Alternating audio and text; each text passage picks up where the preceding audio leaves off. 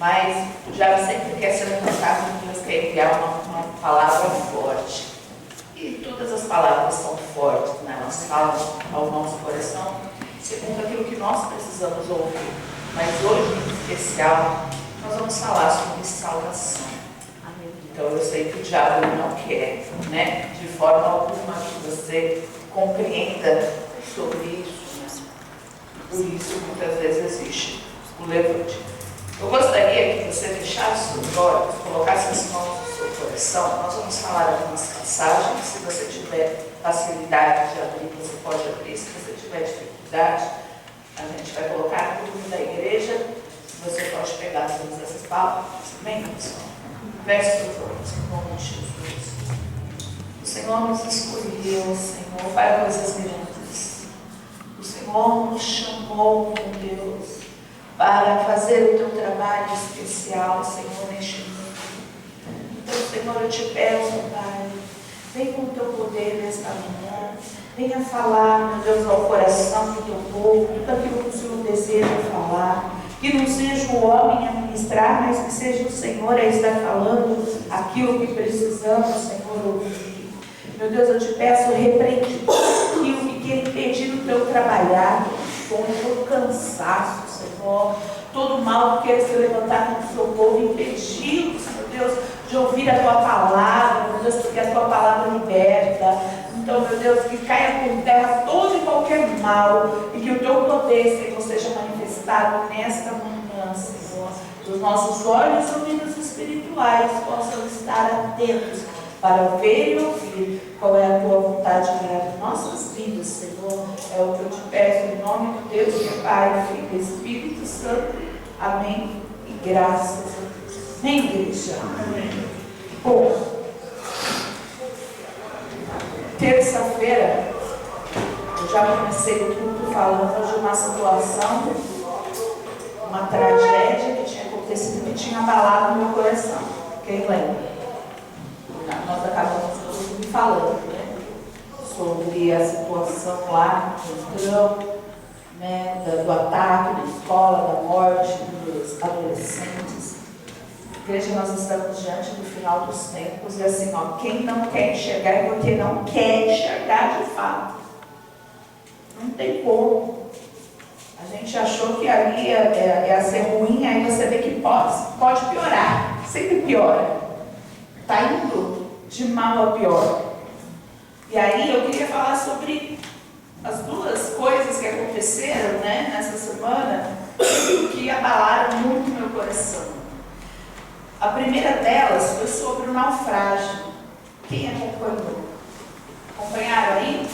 O navio de refugiados na Grécia?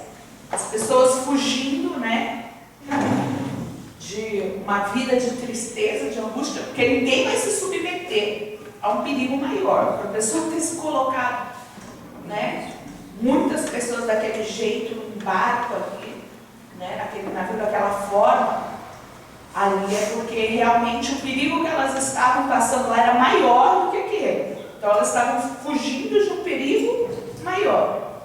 E aí, o que acontece quando eles vêm ali, né, o navio, eles fecham a fronteira. E muitas pessoas morreram ali naquele naufrágio. Eu estava vendo ali muitas pessoas, inclusive criancinhas, sabe? Muitas criancinhas. E olha a maldade humana. Você tem a possibilidade de salvar, mas não faz, né? Isso é a humanidade, tá? Essa é a humanidade. É assim que a humanidade está caminhando. É assim que as coisas estão sendo, né? A falta de amor, ela está aí, ó, desenhada. Mas, enquanto isso, enquanto pessoas morriam ali, porque portas foram fechadas para aquelas pessoas, né? Mãos deixaram de ser estendidas para aquelas pessoas. Do outro lado do mundo, né? Mãos não paravam de se estender para fazer buscas por um submarino que estava ali cheio não é cheio. 6 pessoas, não era isso? 5 pessoas. 5 pessoas ali, milionários, né? Eram 5 pessoas milionárias, né? E as buscas cessavam? Não. A busca não cessava, só se falava disso. E eu fiquei olhando e falei assim, puxa, como que são as coisas? Enquanto uns ali estavam buscando viver, por isso que fugiram, esses que viviam buscaram a morte. Mas por que buscaram a morte? Por causa de uma coisa chamada vazio. Vazio. É muito engraçado que você daria, né, sua vida toda, né, para ter dinheiro. Muita gente dá a vida para ter dinheiro. Eles deram a vida lá, literalmente, por causa de um vazio. Pessoas que tinham dinheiro assim, ó, para transbordar. Busca esse tipo de coisa. Ah, eu quero descer 4.000 metros abaixo. Um deles já tinha visitado o espaço. Eu quero além, eu quero descer ali os 4.000 metros abaixo para ver o navio que afundou não sei quantos anos atrás. O nome disso é vazio. É vazio. Porque a pessoa ela sente um vazio, ela precisa buscar uma adrenalina, ela precisa buscar alguma coisa que possa preencher o seu vazio. Mas será que essas coisas preenchem? Não. Por isso, cada vez as pessoas se afundam mais. Não é diferente de uma droga. A pessoa lá entra nas drogas para preencher um vazio. Ela começa a beber para se preencher de alguma coisa. E aquilo preenche? Não. Então, cada vez ela quer o quê? Mais. Agora eu vou usar mais droga para ver se preenche. Eu vou fazer mais para ver se preenche. E isso que aconteceu lá foi uma tragédia, né? Esse vazio no coração das pessoas que fez com que eles estivessem lá. Se eles conhecessem Jesus, porque o problema não é eles serem bilionários. Isso não é problema, isso era a solução ali, né? Imagina se eles fossem de Jesus, quantas almas, né, poderiam ser salvas ali. Imagina quantas crianças seriam alimentadas, países poderiam ser alimentados se eles tivessem o amor do Pai, né, para poder dividir, fazer a obra, ajudar. Mas o dinheiro cega. O dinheiro cega. E a palavra de Deus, ela fala em Eclesiastes 5:10 o seguinte: o que amar o dinheiro nunca se fartará do dinheiro. E quem ama a abundância nunca se fartará da renda, porque isto é vaidade. Olha como isso é forte. Quem ama o dinheiro, você pode amar o dinheiro como for, você nunca vai se fartar. O dinheiro nunca vai ter condições de preencher o seu vazio. Por isso que eles se enfiaram num buraco desse. Por isso que eles se lançaram para a morte. Porque todo o dinheiro que eles tinham, sem ter fé para poder saber utilizar aquele dinheiro da forma exata, sem ter Deus, né? Todo aquele dinheiro que eles tinham, o que foi aquilo? Nada. Tudo que eles tinham valia nada. Porque não era capaz de preencher. Quer dizer, e eu fiquei pensando, sabe, muito sobre isso. Eu falei, puxa vida, homens tão estudados, né? Eram homens inteligentes, né? Inteligentes, não eram, porque senão não estariam lá. Mas assim, humanamente falando, eram homens o quê? Estudados, inteligentes, influentes. Será que eles nunca foram evangelizados? Vamos partir desse ponto. Será que eles nunca foram evangelizados? Para pensar, será? Será que eles nunca cruzaram com ninguém que falaram do amor de Deus? que falaram do Jesus que pode suprir todos os vazios do coração, do Deus que tem o tamanho exato do vazio de cada um, por isso que nada você consegue colocar no lugar de Deus que não vai ocupar o espaço dele. Será que nunca ninguém falou? Com certeza falaram. É provável que sim. Só que a palavra de Deus em Marcos 4,19 diz assim, ó: mas os cuidados deste mundo e os enganos das riquezas e as ambições das outras coisas, entretanto, sufocam a palavra e esta fica infrutífera.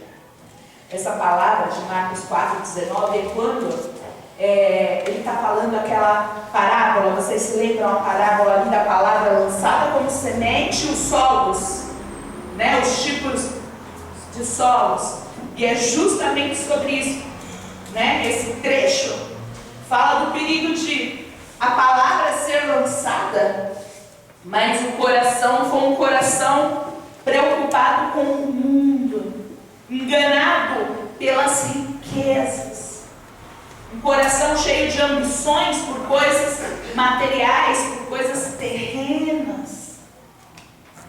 Se o nosso coração for dessa forma, meu amado, não vai ter palavra que quebra o teu coração. Se teu coração for focado na ambição do mundo, na riqueza deste mundo, se o teu coração estiver nisso, não vai ter palavra que vá germinar, que vá frutificar. Porque essa ambição do coração sufoca, mata a semente de Deus. E pensando nesses homens, eu falei, eu tenho certeza que na vida deles eles cruzaram com mais de uma pessoa que falaram para ele, né? Falaram para eles. Mas eles eram tão estudiosos, filantrópicos, cheios de sabedoria desse mundo, essas outras coisas que a palavra fala, que sufoca qualquer palavra lançada, qualquer evangelização, né? Então, quando a gente olha, eu falo, puxa vida, olha o engano das pessoas, né? É um engano, né? Eles tinham tanto dinheiro ali, e tudo que eles acumularam foi para onde? Eu só ouvi assim nas redes sociais o pessoal falando, milhões afundou ali. Não afundou com eles. Porque eles, com todos os milhões que eles tinham, eles partiram sem nenhum centavo. Milionários se perderam ali. Milionários se perderam. Homens, só homens. Apenas homens morreram ali. Os milhões, tá aí. Para a família brigar, para ter muita ainda confusão, discórdia e muita coisa ainda para rolar. Para enganar os olhos de muita gente.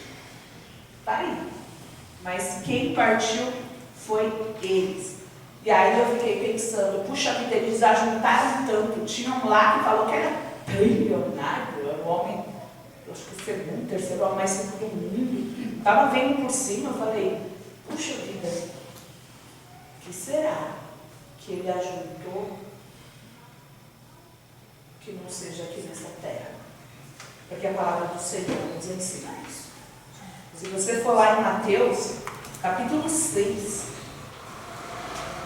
versículo 19, diz assim, ó: não acumulem para vós tesouros na terra, onde a traça e a ferrugem destroem, e onde os ladrões arrombam e furtam, mas acumulem para vocês tesouros no céu, onde a traça e a ferrugem não destroem, e onde os ladrões não arrombam nem furtam, pois onde estiver o seu tesouro, aí estará o quê?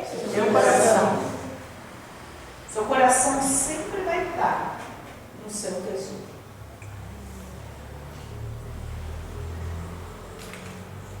O que é o seu tesouro? O que é um tesouro para você? Se para você o tesouro é a salvação, o seu coração vai estar lá, lutando todos os dias para não perder a salvação. Se o teu tesouro for seus bens materiais, teu coração vai estar lá, priorizando qualquer outra coisa, trabalho, estudo, qualquer outra coisa terrena que não seja, porque o seu tesouro é aonde você vai colocar o teu coração. E quando essa palavra, ela fala, né, não ajunta tesouro aqui, porque tem muita gente que se preocupa em só juntar tesouro aqui, não ajuntou nada para lá. Quer dizer, esses homens, eles eram milionários, trilionários, sei lá o que, aqui na terra. Na eternidade, eram mendigos?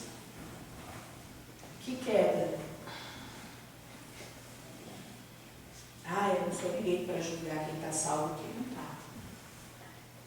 Eu só falo daquilo que a palavra de Deus me ensina. Pelo fruto se conhece a árvore. Então, a gente compreende pelas crenças, pelas formas, né, que viviam, que houve uma grande tragédia espiritual naquele dia.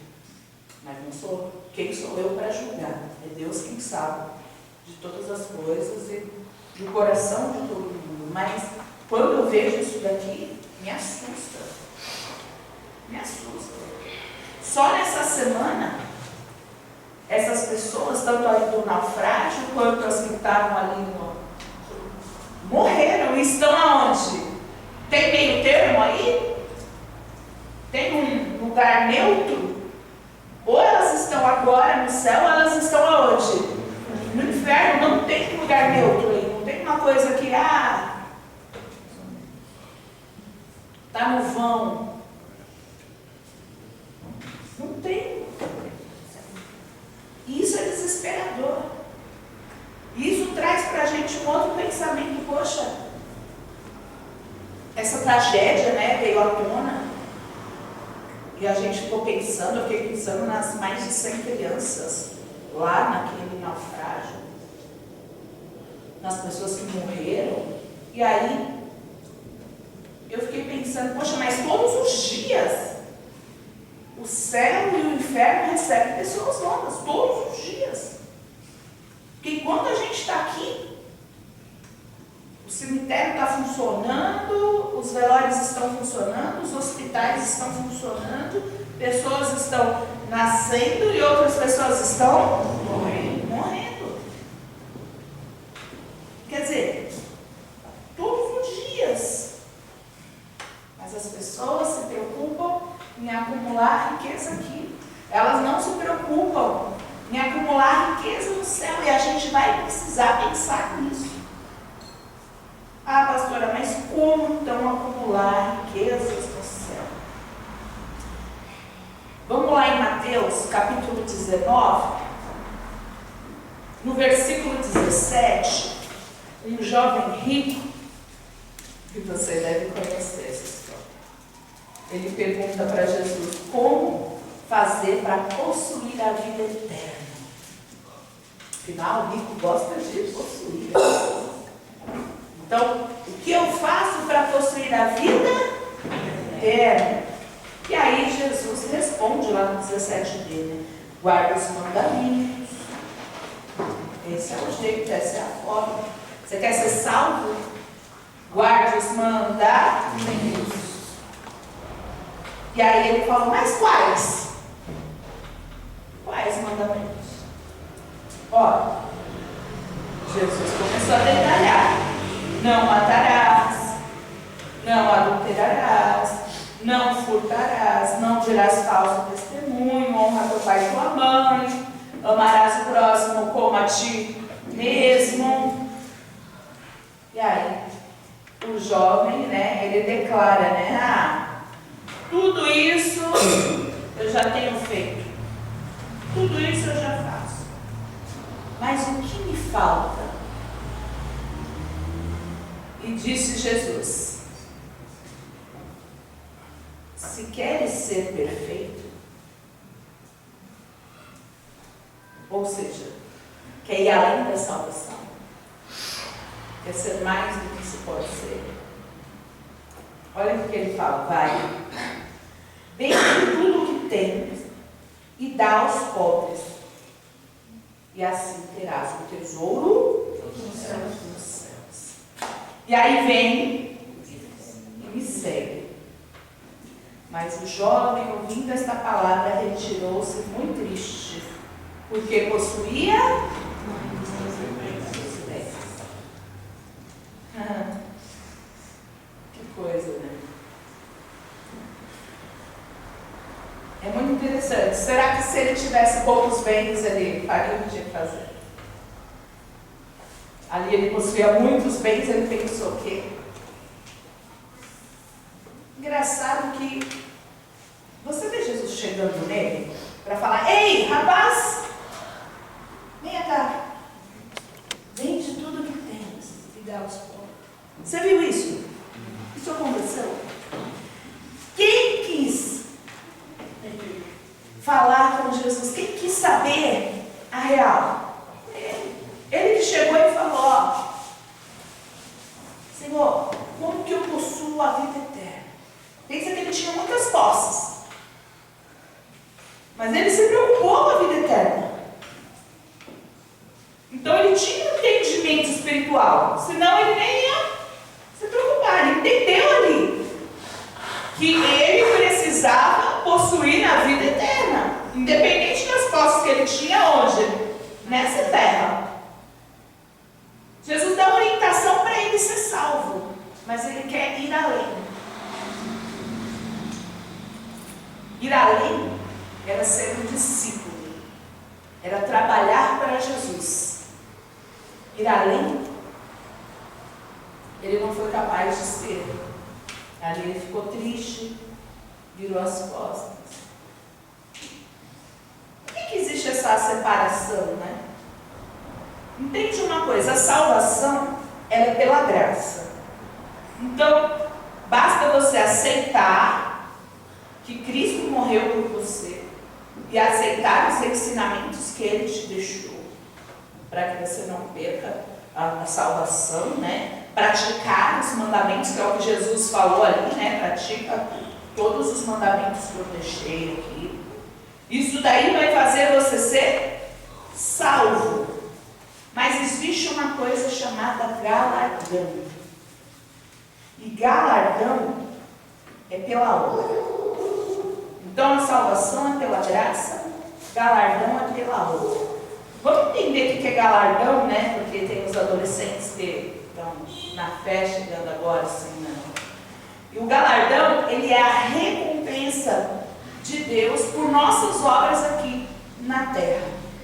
Você sabe que a nossa vida, ela está sendo escrita. A palavra de Deus fala que existem muitos livros. Livros das obras, que são os livros onde é escrito todas as nossas ações. E por fim existe um livro que é o livro da vida. E no livro da vida vai constar o nome das pessoas que irão para o céu ou não. No livro da vida vai existir o nome das pessoas, mas existem os livros das obras. A gente já falou sobre isso. E é lá no livro das obras que as nossas ações, as nossas atitudes, tudo que a gente fez, está ali, ó, tudo descrito. No dia que a gente morrer, aquilo diante de nós, né, ser aberto aqueles livros, né, e a nossa vida ser exposta diante de nós.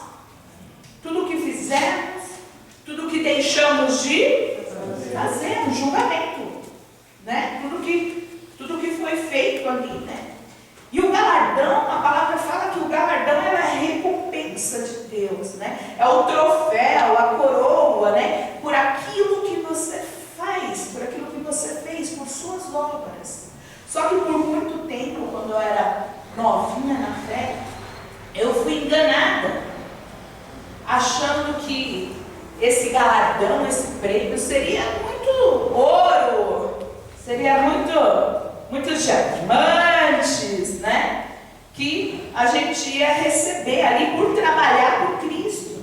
Mas quando a gente mergulha na palavra de Deus e a gente começa ali, a palavra de Deus, ela se encaixa perfeitamente, você vem aqui, vai ali, você vai ter um entendimento. O que você percebe, né? Você percebe que o que é valioso para Deus vai muito além do que a gente humano acha que tem valor. E aí, é muito engraçado, né? Porque eu vejo muitos cristãos falando, porque eu vou andar sobre ruas de joias, de cristais, de ouro, de diamantes, né? Assim como se, o poder, né? Olha o céu. E aí, eu fiquei olhando e vendo, né? E eu falei, Senhor, essas ruas de ouro, de diamantes, né? Que João retrata ali quando ele vai escrever, né, o Apocalipse, quando ele tem a visão do céu, significa que tudo que é mais importante aqui na terra, e o que é mais importante aqui na terra? A riqueza. As pessoas matam para ter o quê? Um diamante. As pessoas matam para ter o quê? Ouro. O ouro é o nome do jogo. É o dono da grandeza. O ouro, o diamante, a riqueza. É o que diz o sucesso, o que dita o sucesso nessa terra. Mas eu quero que você entenda uma coisa. Tudo o que dita sucesso nessa terra, né? Tudo que é mais importante nessa terra, no céu servirá para ser pisado. Porque vai ter muitas coisas maiores e melhores. O nosso galardão, a joia, o prêmio, o troféu que iremos receber, não é nada físico. Porque o ouro no céu não vai valer absolutamente nada. Eu nem vou precisar de ouro para comprar nada. No céu, o que aqui é mais valioso, aqui nessa terra, no céu, vai servir para eu o quê? Pisar. Puxa, para pensar. Então, se o galardão não é ouro, não é. Se esse não é o galardão, porque eu vou pisar sobre isso. Então, o que é o galardão? Vamos nos lembrar do pedido que esta mãe fez aos discípulos. Mateus 20. Olha só. Naquele momento, aproximou-se de Jesus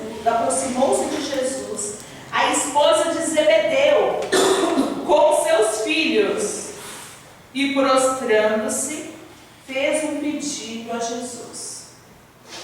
E ele disse: o que desejas? E ela respondeu: ordena que no teu reino estes meus 2 filhos se assentem, um à tua direita e outro à tua esquerda. Então vamos parar por aí por enquanto, só para você compreender que pedido é esse, né? A mulher vem com seus filhinhos ali, que eram os discípulos, né? E ali se prostra, como você entender, diante do Senhor, ergue seus filhinhos. Senhor, o que é isso? Ele já sabia. Ele sempre sabe. Sempre sabe.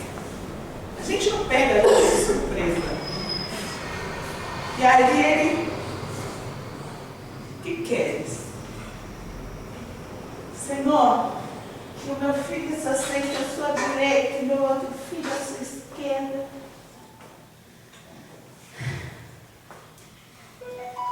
Jesus olha assim. E isso me faz pensar no céu. Isso me faz pensar que realmente existe o trono de Deus, de Jesus. multidão. Isso me faz pensar que, de fato, existem lugares mais perto ou mais longe. Essa mulher queria o quê? Ladinho com Jesus. Senhor.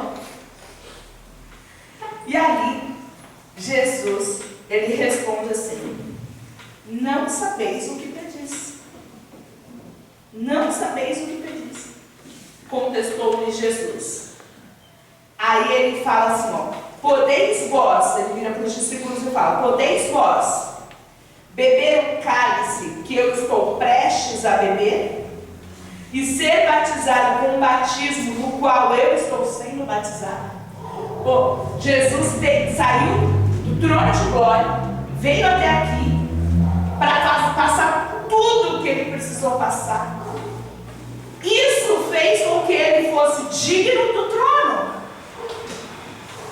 E aí ele pergunta para os discípulos: vocês vão fazer tudo o que eu estou fazendo? Vocês vão beber do mesmo cálice que eu? Vocês vão fazer as mesmas coisas que eu para ter o quê? A glória que é o quê? Dele. Então, a primeira coisa que Jesus ali mostra através disso é que as suas obras contam sobre a glória e o teu galardão de glória, né? As tuas obras contam. Quando ele contesta as obras dos discípulos: vocês estão dispostos a fazer o que eu vou fazer? E quando ele pergunta isso,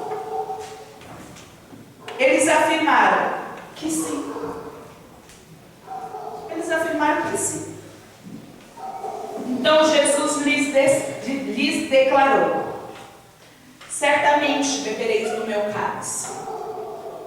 Porque ele sabia que aqueles discípulos, cruz, naquele exato momento, seriam, no futuro, os homens, né, que seriam ali, os que iriam propagar tudo que Jesus ordenou, a palavra dele, que iriam morrer por ele. Ele sabia, né? Que sim, isso poderia acontecer. Mas ele fala assim, ó: certamente bebereis do meu cálice, mas quando assentar-se à minha direita ou à minha esquerda, não cabe a mim dizê-lo, outorgá-lo, permitido, né? Depende da palavra aí. Esses lugares pertencem àqueles que forem reservados por meu Pai. Olha só o que ele falou para esses discípulos: ainda se vocês beberem do meu cálice,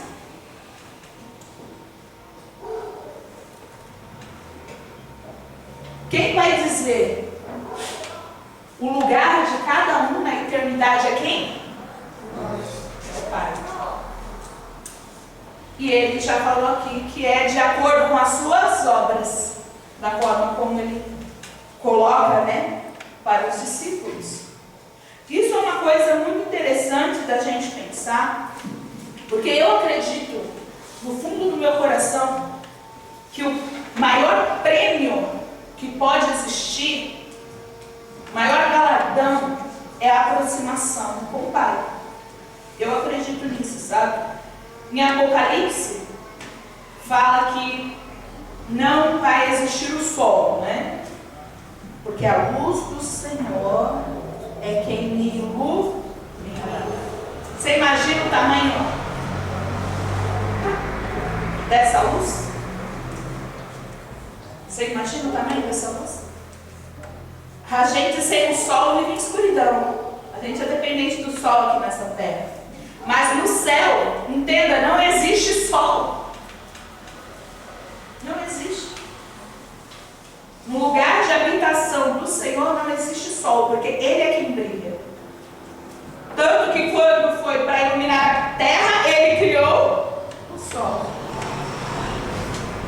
Porque a terra precisava ser iluminada.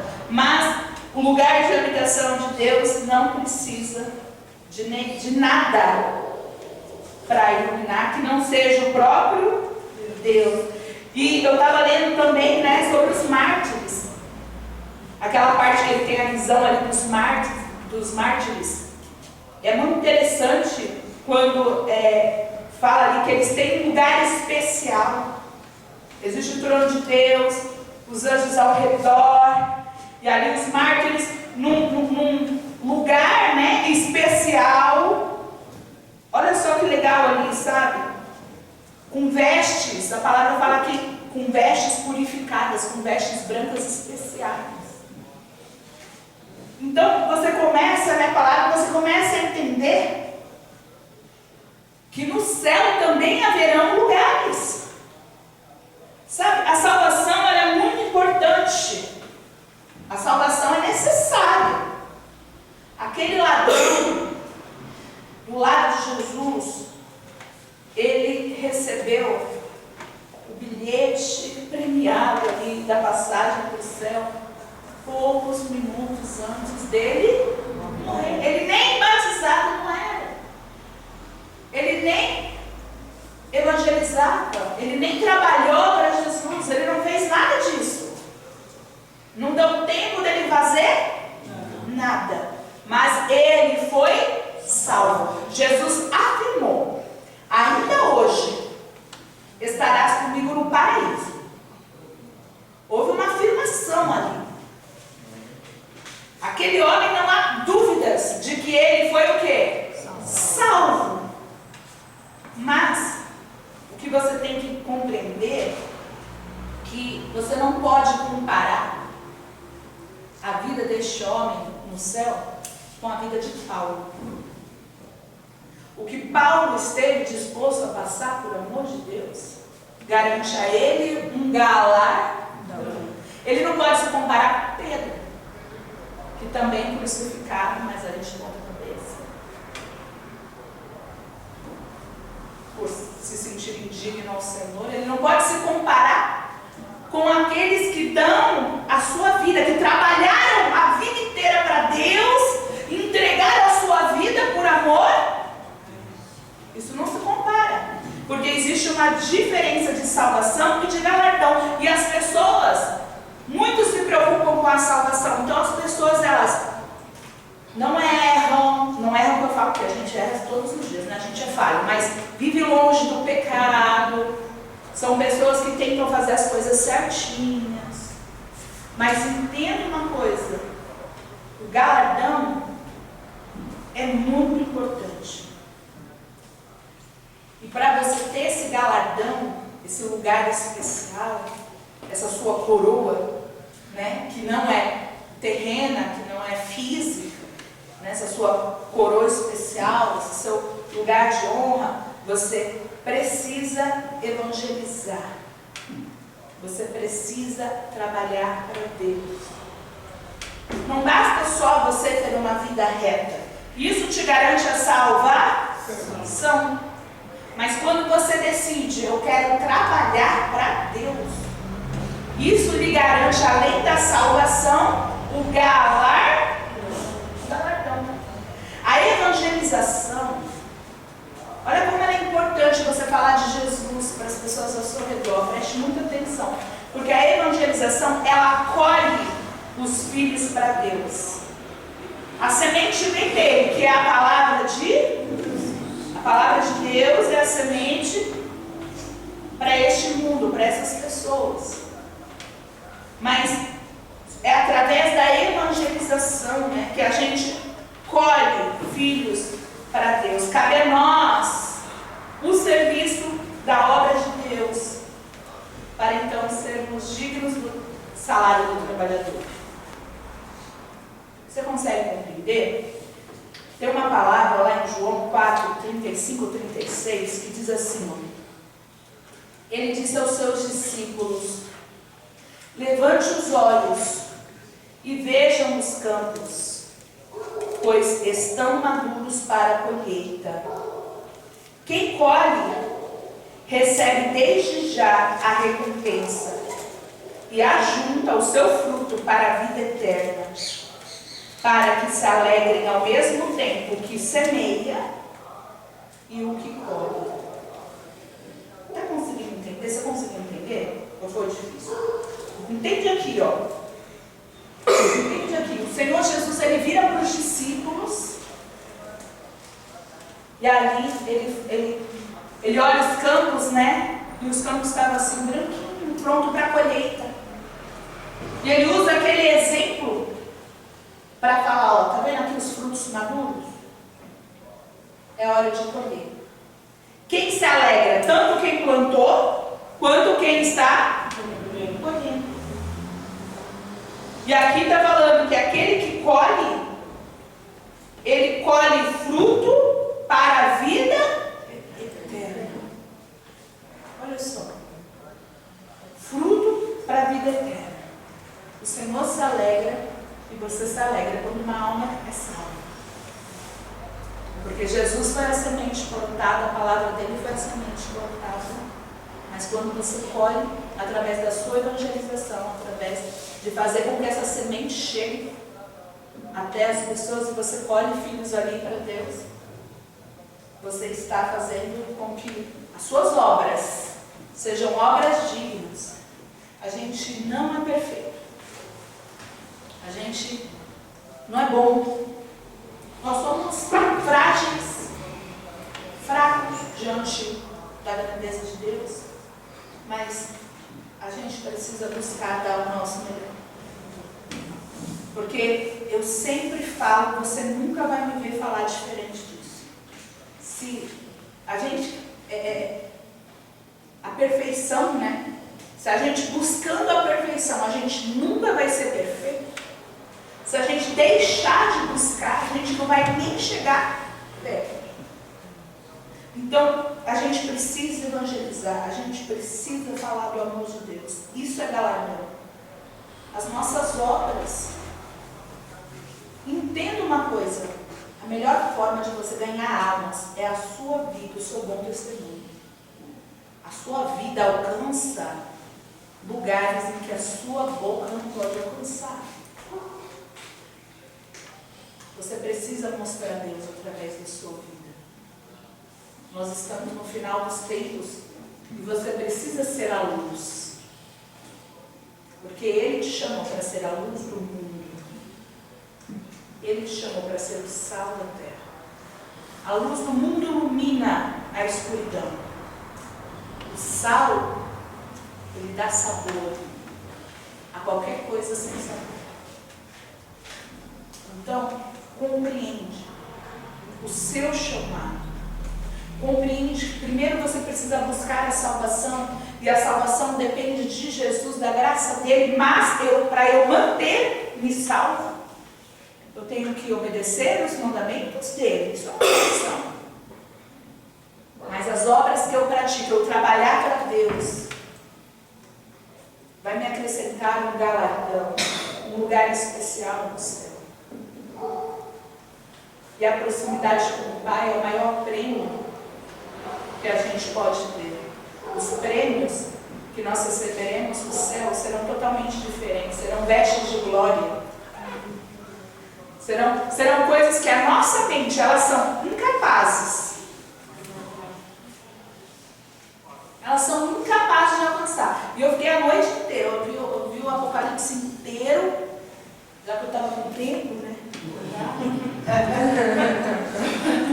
Mas vamos estudar mais aqui. E eu ali vendo, e você começa a ver até quando para as igrejas ele fala ali, ó, que ele vai lhe dar uma pedrinha com um nome novo. Cada um vai receber uma pedrinha com um nome novo. Estou falando de galardões, de prêmios. Um novo nome. O seu nome verdadeiro. Porque você sabe que você vem de Deus. Mas quem escolheu o seu nome? Você escolheu Ana, né, mãe, para mim? É. Mas e o meu nome verdadeiro? Hã? Meu novo nome é o nome que o meu Deus vai me dar. E nome é muito interessante, que nome é muito importante para Deus. Você vê na Bíblia. Você vê já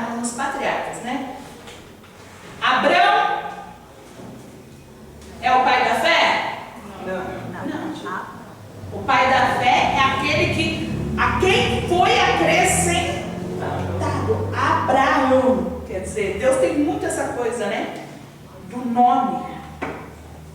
Deus mudou ali o nome de Jacó. Então, Deus tem muito essa coisa com o nome, né? E Deus pode mudar o nosso nome já desde aqui, né? Porque quando a gente se converte, a gente tem nome de caloteiro, perturbado, né? Tanta coisa errada. E aí, quando a gente se converte, o nosso nome muda, né? Porque a gente, a nossa vida passa a ser chamado de honesto, sincero, né? É para ser assim, né? Pacífico, é para ser dessa forma.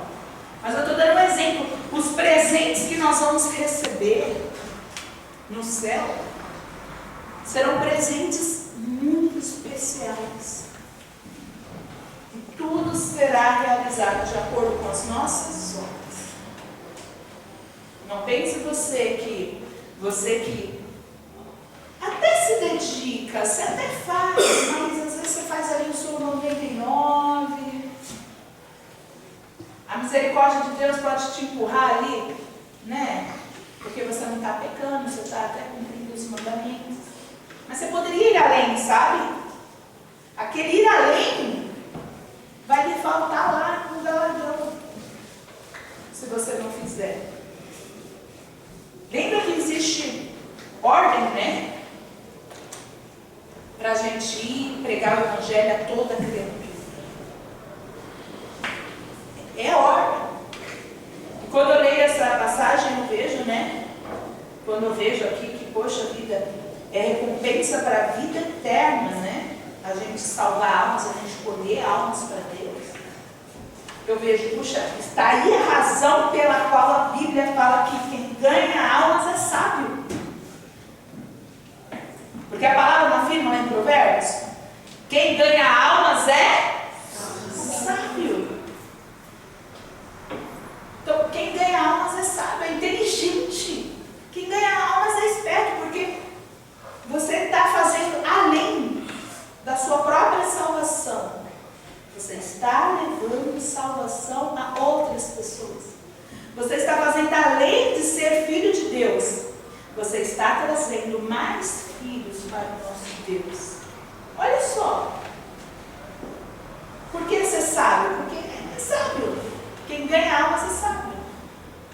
Você não muda só a vida da pessoa, você muda também a sua. Quando você ganha almas. Porque nós fomos chamados e enviados para pregar e trabalhar para Deus. O que a gente pode fazer, a gente deve fazer. Porque não tem nada melhor para suprir o nosso coração do que a presença de Deus, do que trabalhar para Deus. Você vê essas pessoas perdidas e com o coração vazio, buscando coisas que não tem nada a ver, porque não trabalham para Deus. Se trabalhassem para Deus, seriam completas, satisfeitas, felizes, preenchidas. Você consegue entender? Ser salvo é a necessidade humana, mas nós podemos ir além e acumular estas joias na nossa coroa, né? Essas pessoas que iam para o inferno e através da nossa evangelização a gente rouba da mão do diabo essas pessoas e traz para o nosso Deus conforme a vontade dele, que a gente cumpra o nosso chamado. Ah, pastora, mas é difícil. Ah, é sim, é difícil. Evangelizar é difícil, servir a Deus não é. Eu já preguei isso para vocês. Servir a Deus não é difícil. Difícil é servir o diabo. As pessoas falam, servir a Deus é difícil, porque você não pode pecar. Peraí, servir a Deus é fácil. Porque Deus é bom, Ele é cuidador, Ele te protege. Servir a Deus é fácil. Difícil é servir o diabo, que te bota numa coleira, destrói a sua vida, você dá um passo de destruição, outro passo de destruição. Isso que é difícil. Então eu não aceito quando a pessoa me fala que servir a Deus é difícil. Eu não aceito. Mas evangelizar é difícil, isso é fato. Porque quando você fala do amor de Deus, você é perseguido. Não é todo mundo que suporta a perseguição. A palavra de Deus afirma que nós seremos perseguidos por causa do nome dele. você tem que estar disposto a: eu aceito ser perseguido? Então, evangelizar é difícil, porque você vai ser perseguido. Mas eu vou falar uma coisa para você: vai valer a pena. Vai valer a pena. Quando você coloca a sua vida no centro da vontade de Deus, é a certeza da melhor atitude, decisão que você pode tomar na sua vida. E essa decisão vai valer a pena. Não importa se você vai ser perseguido, não importa. Não importa. E vamos combinar, né? Toda a perseguição que existe no Brasil é tão pouca ainda, porque nós estamos no final dos tempos. Mas já existem países de pessoas, se forem pegas com uma Bíblia em mãos, elas são mortas, elas são fuziladas, elas são decapitadas. Isso existe em pleno século XXI. Existe. E a gente precisa compreender que as pessoas que morrem por amor de Cristo, essas pessoas, elas terão um lugar especial. Não é simples assim. O julgamento é exatamente individual. Não é assim: quem é bom vai para o céu. Porque Deus quer que todos sejam salvos. Tanto que Ele fala que se você fizer tudo de errado, mas no seu último minuto você se arrepender, você é salvo. Deus quer que você seja salvo. Mas o galardão é algo de acordo com a sua disposição, de acordo com o seu serviço, de acordo com o seu eis-me aqui. É o seu eis-me aqui. É o seu eis-me aqui. Você pode ser um cristão comum, uma boa pessoa, ou você pode ser aquela pessoa que está trabalhando com Jesus. Jesus, Ele passava e pessoas eram salvas com a pregação de Jesus. Mas os discípulos eram aqueles que estavam do lado de Jesus. Para pregar, para passar, para aprender, para fazer aquilo que Jesus mandava a eles fazer. Você compreende? Aí você vai dizer o que você quer ser. Né? Se para você a salvação é o suficiente, ou se você pode ir além. Colocar uma vida à disposição de Deus. Aí tudo que você acumular aqui nessa terra, e deve, porque Ele te promete a abundância dele, mas nada disso vai estar no seu coração. É só consequência da sua vida com Deus. Porque quando você cuida das coisas de Deus, Deus cuida de você. Então você vai ter. Mas vai continuar não valendo nada. Vai continuar não valendo absolutamente nada. O que vai valer é o que você acumular para a eternidade. O que vai valer é se você vai para o céu ou para o inferno. E se no céu, quando os livros forem abertos, você estiver ali, ó, cara a cara com Deus, o que você quer ouvir de Deus? Vai ser de acordo com as suas obras. Amém, pessoal? Nós vamos fazer uma oração. E primeiro você vai pedir para Deus escrever seu nome no livro da vida. Porque se você não for salvo, você pode trabalhar o quanto for. Existem muitas pessoas que fazem obra aí, assistência social, mas elas não têm a salvação. É algo que deixa elas felizes porque ela vê o próximo sendo ajudado, mas elas não conhecem o verdadeiro Deus. São escravas do diabo, o diabo permite que elas sejam enganadas. Então, você tem que entender: eu preciso ser salvo. Se não escreve meu nome no livro da vida, escreva meu nome no livro da vida. Talvez você já fez essa oração, mas em algum momento da sua vida você surgiu a dúvida. Se conserte com Deus, pede para escrever o seu nome no livro da vida. Fala: Senhor, eu quero ter essa certeza que se eu fechar meus olhos agora, eu vou acordar contigo para sempre. Quero ter essas coisas. E depois, você que deseja ter o galardão, coloca a tua vida em serviço a Deus, à disposição de Deus. Cuida das coisas de Deus, coloca o teu coração no maior tesouro que você pode ter. O tesouro que a traça, nem a ferrugem, nem os ladrões podem levar. Amém?